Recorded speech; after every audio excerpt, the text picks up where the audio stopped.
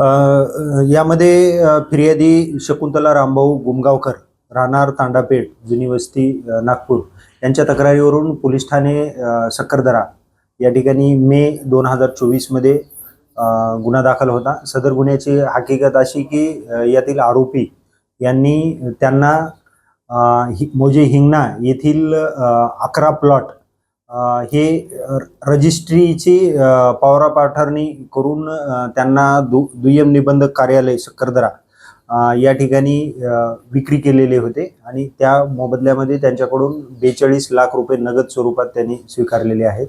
परंतु फिर्यादीच्या पुढे असं लक्षात आलं की ज्या मूळ मालकाच्या नावाने त्यांनी रजिस्ट्री करून दिली तो मूळ मालक हा एक तोतया व्यक्ती आहे आणि फिर्यादीची फसवणूक झालेली आहे असं त्यांच्या लक्षात आल्यामुळे त्यांनी पोलीस ठाणे सक्करदरा येथे तक्रार दिलेली होती।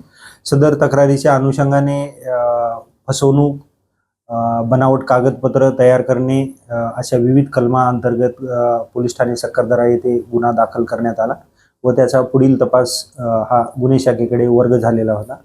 सदरचा गुन्हा हा 4 मे 2024 रोजी दाखल करण्यात आलेला आहे। परंतु गुन्हा दाखल तारखेपासून यातील जो मुख्य संशयित आरोपी होता गणपत विठोबा पवनीकर राहणार तांडा पेठ जुनी वस्ती हा फरार होता।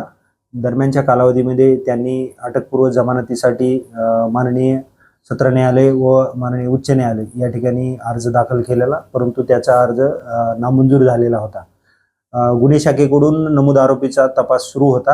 हा आरोपी जिल्हा शिवनी मध्य प्रदेश या ठिकाणी लपून बसलेला आहे अशी माहिती मिळाल्यामुळे सदर आरोपीचा शिवनी मध्य प्रदेश या ठिकाणी शोध घेऊन त्याला अटक करण्यात आलेली आहे। सदर आरोपीला न्यायालयासमोर हजर केले असता त्यांचा 30 नोव्हेंबर पर्यंत पोलीस कस्टडी रिमांड प्राप्त झालेला असून सदर गुन्ह्यामध्ये पुढील तपास सुरू आहे।